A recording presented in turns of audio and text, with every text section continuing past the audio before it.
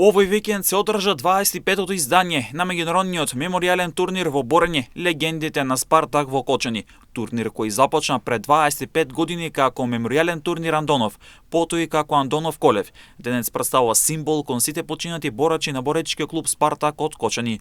Оваа година настанот беше посветен на 63 млади животи, трагично згаснати во несреќата во дискотеката Пулс во Кочани. На турнирот настапија 60 борачи од Македонија, Бугарија и Косово, а освојувач на трофеот легендите на Спартак е Јован Илиев од тимот на Спартак.